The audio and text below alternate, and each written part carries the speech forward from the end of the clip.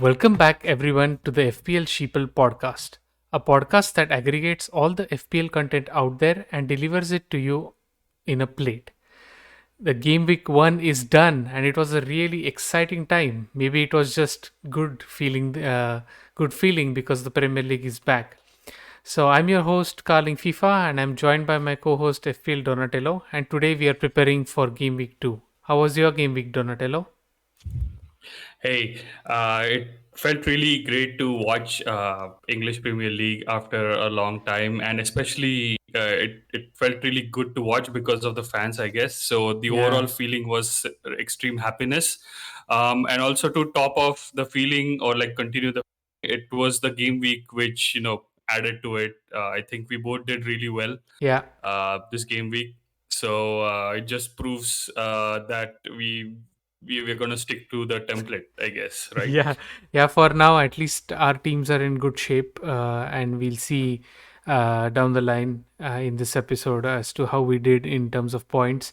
But yeah, we're Hmm. pretty close to the template team, and it's a good start. If we keep making good picks, hopefully we will be we'll achieve our aims.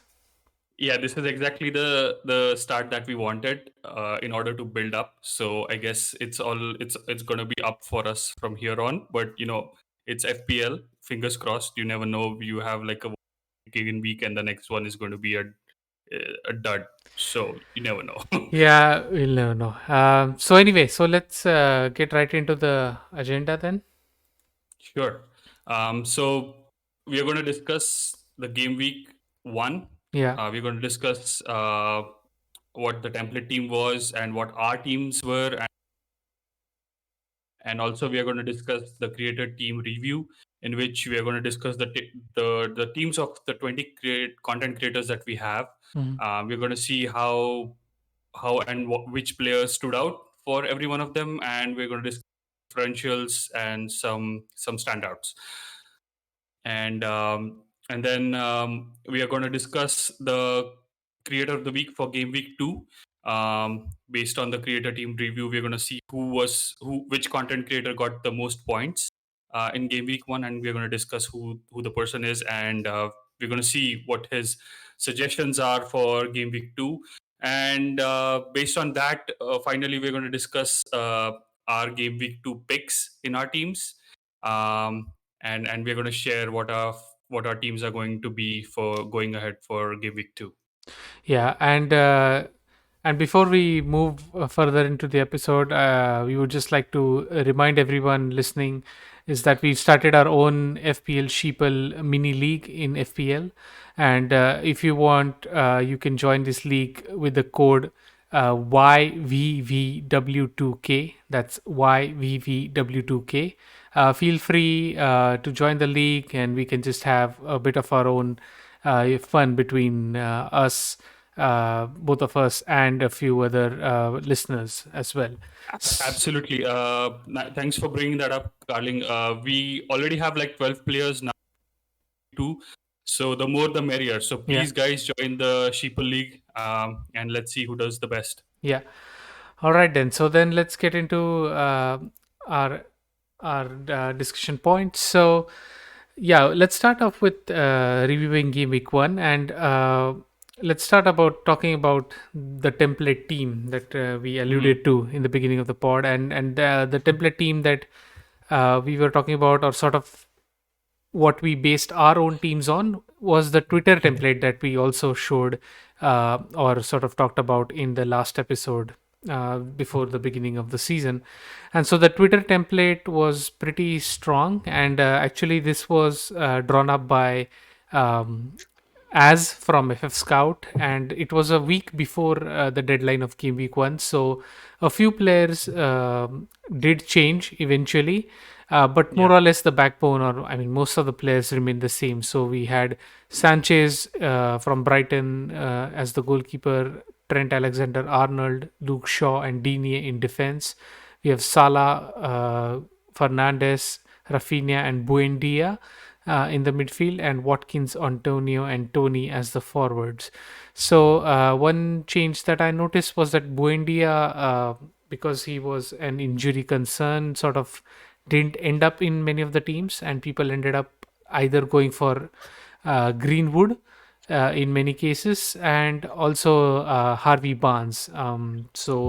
So we also, when the game week one deadline was done, took a look at the teams from the 20 content creators and came up with the template team from for them. And if you are watching our podcast on YouTube, we have a ticker on screen that shows the template team at the bottom of the screen, scrolling as well. So the template team remained the same, except, as I said, Buendia could be swapped out for Greenwood, and then everything else almost remains the same.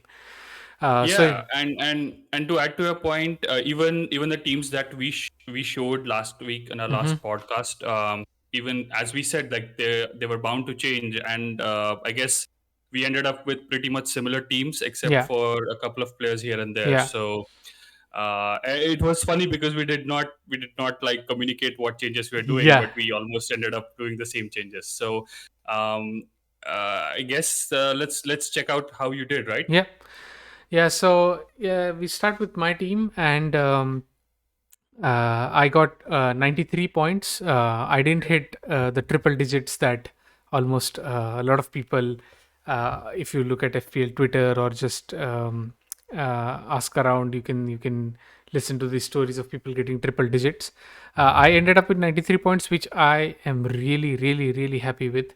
I mean, Hmm. these are more points than I could have imagined going into game week one, and my overall rank for now is somewhere around 900k. So you can imagine that there were Yeah. 900,000 managers who got a score better than More than 93. more than 93. Yeah, Yeah, that's insane. that's insane. So, but however, this starting at a rank less than a million at the beginning of the season is really great. This can only um, be better if we keep playing sensibly, and get making those changes that are going to fetch you points. So yeah, so just coming back to my team, it's almost a carbon copy of the Twitter template, with Hmm. one notable exception is that I had Grealish instead of Buendia in the template, or Greenwood Yeah. in the creator template. So yeah, I just had Grealish instead of Greenwood, with a view that he will do well, perhaps starting game week two. So Mhm. yeah, so he's sort of a more long, medium to long term pick than a short term pick. So I mean, apart from Yeah. that, it was all good. And then I had the big hitters. I had Salah, captain, Bruno, who had a marvelous game, scored a hat trick, his first hat trick in front Yeah. of fans as well. So that was brilliant. That was just exceptional. Like I didn't expect United to score five. I mean, I knew this was going to be like an open game, but I didn't expect like a hat trick in the first game from Fernandes. Yeah, So yeah, that me was neither. that was unbelievable. Me neither. I was watching the match and feeling ecstatic. I was just, I just couldn't believe it that Yeah. every attack was close to being like a goal, and yeah, I mean, it was really amazing. And just to see the fans, especially for Greenwood's goal, I mean, that Yeah. was that was a loud noise after that goal went Yeah. in. So that was really great. And yeah, and then I also had Antonio, who scored big points as well. I could have scored Mhm. more, hit the post as well. Yeah. So yeah, all round really good, 93 points, and yeah, onwards and upwards, I would say. Absolutely. And speaking of carbon copies, can you then you move to my team Yeah. where we have the exact same, with the exception of Harvey Barnes. Hmm. You had Grealish and I had Harvey Yeah. Barnes, so that's the only difference in our team. So yeah, I got 95 points. As you said, like feeling like I am extremely happy with the with 95. Did not expect to get so many points in the first game week. Yeah. My final rank at the end of game week one is 716k, which is really not bad. Hmm. So yeah, nothing to add more to Yeah. my points because we have the same team. So Yeah. uh, Yeah. I guess we could move on to the creator team review then. Yeah, so then let's now take a look at the creator team review for game week 1. All right, so then this is where we now go into the sort of what we would say is sort of the unique feature of this podcast is where we take a look at the teams from the previous game week for 20 different content creators, and then we take a look at what player picks they had, and we make this Excel table that you can see on your screens if you're watching this on YouTube, or we also have it for view for people who are listening. We have a link in the description of the episode that can lead you to the Excel sheet that we're talking about. And on this sheet, we have the names of the 20 content creators. And a small change from the previous season was that we've also added ourselves into this list so that we get an Yeah. understanding of where we are. Last year it didn't make sense because we were too far behind many of these Yeah. content creators, but now we are on level pegging at the beginning of the season, so we are there in the mix as well. And let's see how we do it compared to these stalwarts of the game. Yeah, And just to add one little thing, yeah, it feels good to be in this mix and to be right there with them. yeah, yeah, If you yeah. look at the points, Yeah, so that's true. That's that's true. all I wanted to say. At least at the beginning of the season, we are within like Yeah, 10, 15 points of all of these content creators, which I feel yeah, is probably going to increase over time. But absolutely. whatever, we are among the stars for now. Um, and then yeah, so then a few other things we have on this sheet are their game week points, their total points, their overall rank. Obviously, we have their captain choices, and then the most interesting part are the player picks in all these teams, and they have Hmm. been arranged in the order of the frequency with which they were picked. So, for example, Salah was the most commonly picked player. So, all the Yep. teams had Salah, all teams had Trent, Alexander Arnold, all teams had Bruno Fernandes. So, they are the top three players. And then, as you move to the right of the table, we get the players that are picked by less and less teams. So, these are the Hmm. differential or the unique picks. Now, Yeah. right off the bat, the most interesting thing I found was that there was only a pool of 28 players that made up the starting 11 Hmm. of all of us. So 22 of us in this Excel sheet. So that's a very very narrow pool, Yeah. and so I mean, we've said it so many times already. The template was so strong this time around, and if you remember from last season, we used. I mean, this was we are talking about the end of the FPL season. We had like 40 or 50 players in the pool. So Yeah. right Yeah. now we are all starting off at this narrow sort of node, and now let's see how we branch out. So yeah. So anything else that stands out for you? Yeah. I mean, to add to your point, as you can see, the template is very. I guess till column 9, if you can see till ings, I guess everyone has. Then it's to like narrow down a bit. Like people have Rafinha, Green. Some people have Benrama. Couple of the content creators have Son. So not a lot to pick from here. Like Mm-hmm. not a lot to point out in terms of differentials. I guess Benrama and Son might be the two differential picks. Um,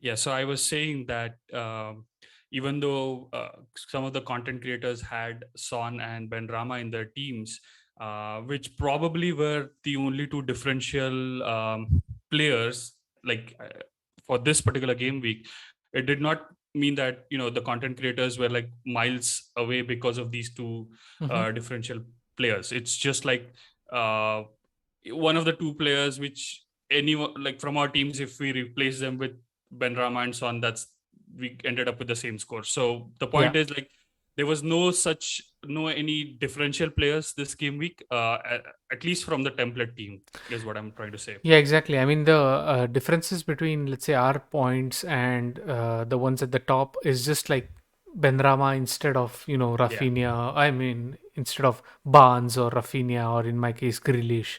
So yeah, I mean, exactly. it was these one or two players, as you were saying, that made a difference. So Yeah, uh, yeah, I mean, it's about what we do, and whether we'll now go behind the players that made a difference this week, or are we going to continue making changes that are relevant to the game week ahead of us, is an interesting conundrum that we'll explore when we talk about our preview for the next game week. absolutely. Yeah.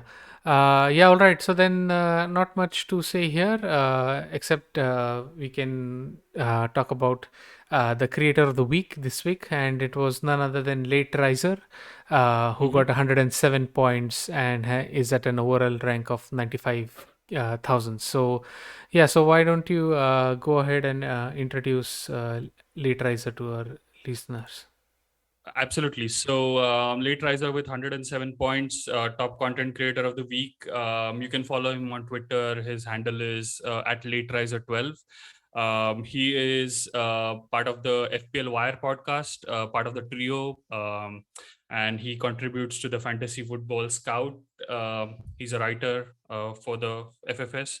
And also he features on Fantasy Premier League India, I guess, Hmm. as like a pundit, provides good insights on what players to pick for a particular game week.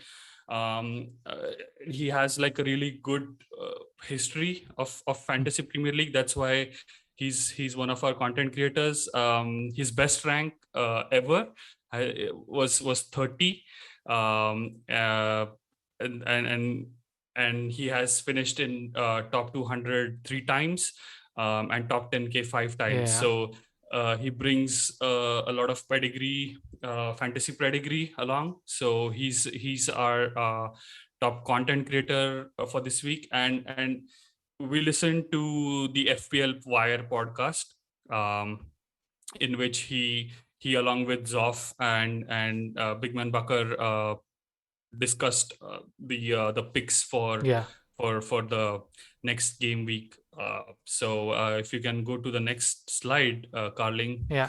Um, Late Riser basically suggested that he had four players on top of his watch list: um, Son, Greenwood, Grealish, and DCL. So he eventually wants to have a few of these players in his team. But I guess in the coming game week, he probably will end up with Greenwood, uh, getting Jota from out of his team. And also during his podcast, he mentioned a couple of more players. Ben Rama was like a differential choice if you wanted to go for someone cheaper. If you didn't want to go for Greenwood or Grealish, then Ben Rama is a good choice. And surprisingly, one name which stood out was Dukure. He said that he because I guess he scored a goal in the Everton match. Dukure is in Late Risers watch list. Hmm. He's going to probably get him some point later if Everton is doing well. Um, and I guess one thing he also mentioned was to hold on to Rafinha, even though Leeds had a really bad result Yeah. against United. It He feels that Leeds are going to be Leeds and going to be playing their own game. So Rafinha is definitely bound to get some good points going ahead. So he was all for Rafinha in. And to my point previously, where I was mentioning that he might get Greenwood in, he probably suggests selling Jota out because he feels that Firmino is going to be a regular going forward. So Hmm. he's looking to get Jota out of his team for Greenwood. Hmm. So these are late risers player picks for this game week. And I guess let's move ahead to see Hmm. what picks we got in our teams. Yeah. Yeah, and yeah, it's a real privilege to have Lee Tracer as the creator of the week. Finally, Yep. he didn't have the best of the seasons last season, so uh, Lee Tracer is popular in the FPL community for having a knack of making these really amazing differential picks and amazing differential captain picks that give him a very large boost in terms of points, and then therefore in terms of rank. And as you've already heard and seen his history that Donatello mentioned, he has been there at the near top. And so it's really always nice to hear what he has to say, because he comes at FPL from a very different perspective. And Mhm. if you are looking for someone to suggest the good differential picks that are going to set you apart, do listen to what Lateriser has to say in his podcast, or you can Mm.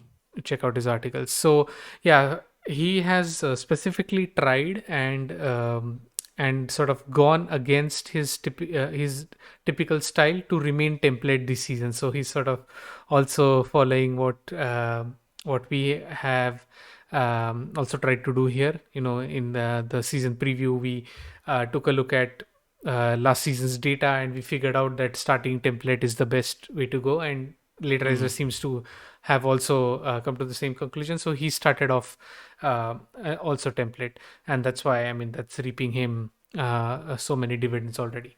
So yeah, Mhm. so looking at his player picks, all of them are really interesting. But I sort of didn't heed his advice of holding Rafinha. I understand Rafinha Yeah. at home against Everton is probably going to shine a lot, but I felt that Benrahma is too good to not be in my team, and so therefore I've made that one change of changing Rafinha to Benrahma, because I mean Interesting. I already have Grealish, so I Mm. have a Man City midfielder against Norwich, which is their favorite fixture. Yeah. So I didn't have to worry about having an explosive midfielder already. So I could have just stayed with Rafinha, not made any change, and gone ahead. But I feel Benrahma is is in is in too hot form that to ignore, Mm.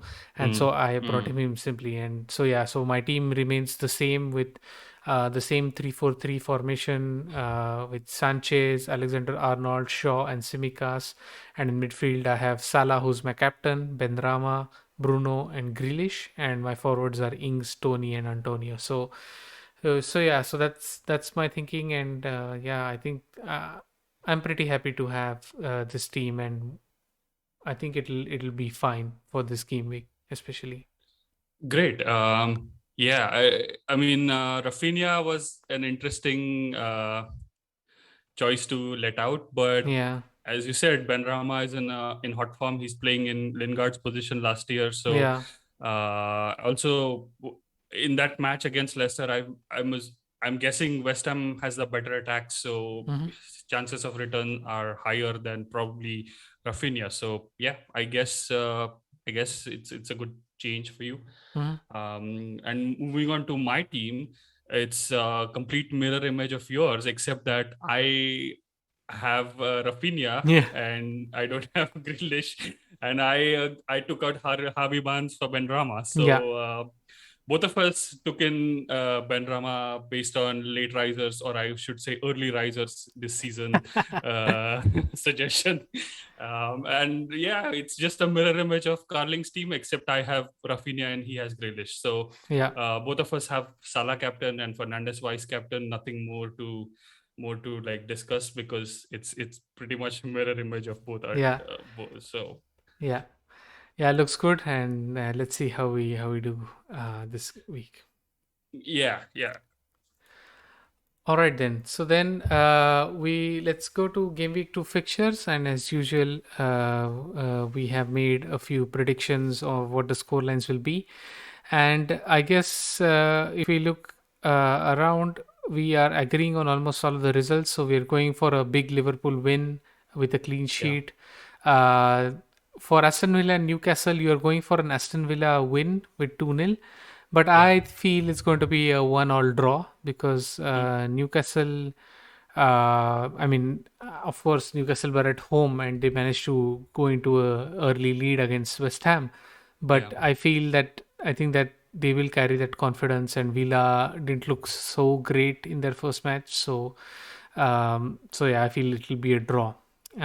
We agree with Brentford winning against Crystal Palace, and we also agree that Leeds will win against Everton. You are saying 3-2, an exciting match, and I'm saying 3-1 to Leeds, Yep. purely because Leeds are at home, and I feel the crowd at at Yeah, Elland Road exactly. is going And to if push them. Everton, based on their last match, decide to give them like a good match, it might, you never know, it might be like one of the highest scoring matches of this season. So let's see. Yeah, yeah. Man City Norwich. We agree it's 3-0 win to Man City. Both of us say the same. And Brighton Watford also, we say the same score line. 2-1 win for Brighton. That's interesting. Yeah. Yeah. And then, yeah, Southampton versus Man United. I'm surprised that none of us predicted like 9-0 or 9-1. No, even me being a I United think fan. Bruno has completed his quota of scoring a hat trick. So I think he should like just take it easy this match. So Yeah, yeah, yeah. um, Yeah, I remember you texting me saying, Bruno, please calm down. Stop scoring at every opportunity. Yeah, so yeah. Yeah, anyway, I mean, it'll be a big win, but I don't think it'll be a 9-0 again. That was just too bizarre last season. yeah. Um, and Wolves and Spurs, this is interesting. You're saying it'll be a 1-all draw, but I feel Spurs will edge it out. I mean, Nuno knows how to play against Wolves for sure, right? Yeah, but the Bruno Lage, I think I mean, Wolves were playing really well, I guess, but they couldn't convert. So I think it's going to be a cagey affair. Hmm. Uh, I think it's going to be a draw. And I guess historically Wolves have edged out Spurs before. So yeah, I think it's going to be a draw. Oh, okay, that's interesting. And then the main match where we have a polar opposite view. It's Arsenal versus Chelsea, and I mean, it's absolutely your duty to go for this scoreline. That Arsenal. Absolutely. I don't want to get beaten by Chelsea again. I mean, not that we lost last season, we beat them at home. I just want the tradition to continue and Arsenal to kick off their season with a win finally. Mhm. So I'm going for a 2-0 win. And also, Lukaku is going to start. So that's going to be interesting. But I'm hoping for an Arsenal win. Yeah, I mean, for me, the Chelsea defense has just started where they left off last season, and they hardly considered anything against Palace. And yeah, Arsenal. I mean, I don't know about if Aubameyang and Lacazette are going to be back or not. If they are, then the Chelsea defense are up for it. If not, I don't think Arsenal will bother the Chelsea defense too much. So that's why I went for a 2-0 victory for Chelsea Hmm. instead of Arsenal. But yeah, we'll see. It'll be a nice match nonetheless. Yep. And finally, yeah, we are predicting a clear victory for West Ham 3-1. I mean, both of us now have Ben Rama. So obviously, we are interested in such a score line. Hopefully, Ben Yeah, not Rama. just that. I Yeah. think West Ham is just purely a good attacking side. Hmm. So uh, like I guess Leicester is a good side as well. But if based on I watched the West Ham game and they were like really good. Hmm. They were exceptional. Even though they didn't convert most of the chances, they were like really good attacking threat. So purely based on that, I feel like West Ham might edge out Leicester and win it 3-1. Oh yeah, yeah. Let's see, and yeah, so it should be interesting. And yeah, I mean, I'm really happy for how Game Week 1 turned out, and I'm confident about Game Week 2. And so yeah, so I guess that's it from us for this episode. I hope you enjoyed listening to us. Don't forget to follow us on Twitter at FPL Sheeple, and don't forget to subscribe to our YouTube channel, also FPL Sheeple, where you can take a look at the video edition of the podcast to get a more visual understanding of the things that we're talking about. And Yeah, we are, yeah. and finally, don't forget to join the Sheeple League, Hmm. the FPL Sheeple League. You can check out the code at the start of the video. or we can leave it in the description Yeah. of the video. So Yeah, we'll do that. And yeah, so yeah, and of course, the audio version will be available on all popular podcast platforms. Feel free to share the podcast if you think it is interesting, and your friends also might find it interesting. We will always continue looking at the 20 different content creators, and we'll aggregate all their picks and all their suggestions every week for you, and so that you can also make a good informed decision about your own team. So yeah, so I hope you enjoyed, and good luck with game week 2. And that's it's a goodbye from us. good luck.